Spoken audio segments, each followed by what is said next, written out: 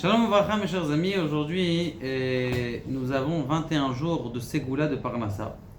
C'est quoi cette Ségoula de Parnassa? Il est marqué dans le Sefer que je tiens, Vaïzra et Yitzhak, pour que quelqu'un ait une Parnassa et est sûr de ne pas perdre sa Parnassa. Il y a beaucoup de gens qui ont peur aussi de perdre leurs moyens. Les Iser, Shelo Leasi Achda, de faire attention de toujours penser pendant Ben Ametzarim, c'est-à-dire pendant les périodes maintenant, mais Avelut mais Khurban, du deuil du Khurban.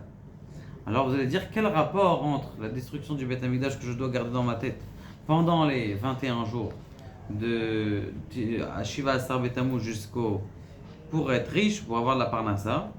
Eh bien voilà, il y a déjà, c'est marqué, tout celui qui fait un travail le jour du Tisha B'Av, Eno Roe Siman Bracha.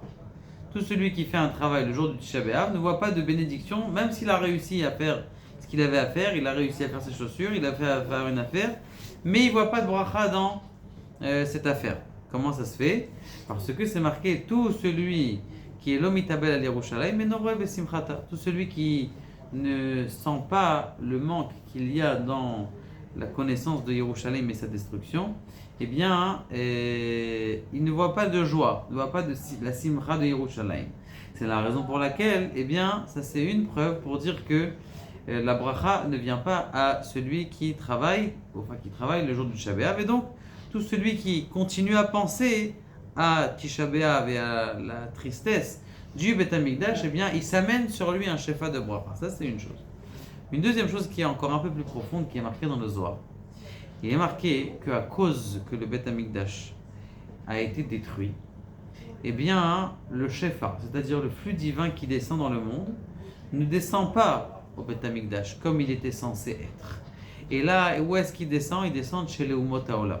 Ça veut dire, au temps du Beth Amikdash, lorsque le Beth Amikdash est là, Akadosh Baruch Hu, il envoie un flux divin de sa rachamim, de sa bonté, de sa parnassa, de sa yeshua, de sa guérison.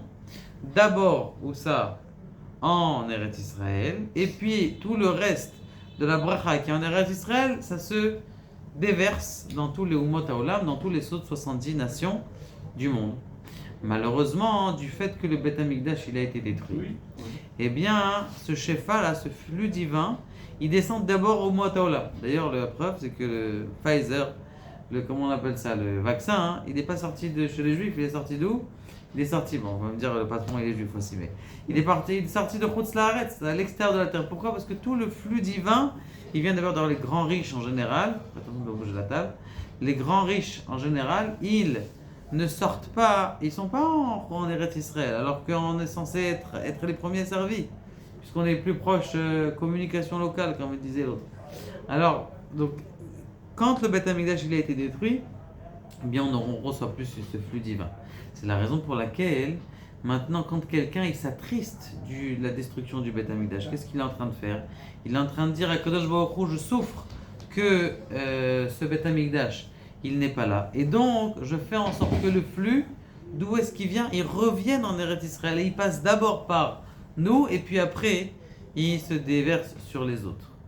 Et donc, c'est la raison pour laquelle c'est une ségoula, donc de ne pas perdre sa richesse et de s'enrichir. Et pour la parnassa, de faire de s'attrister. Comment je m'attriste? Eh bien, c'est très facile, quelque chose d'extraordinaire et aussi qui va vous rendre aussi un peu sage et talmid hachamim, comme on dit. C'est que à midi 45 heure israélienne, et en France il faut regarder à quelle heure c'est Chatzot, et bien à partir de Chatzot, on a une mitzvah de s'asseoir ou par terre, ou même s'asseoir sur une chaise, et de lire le Tikkun Rachel.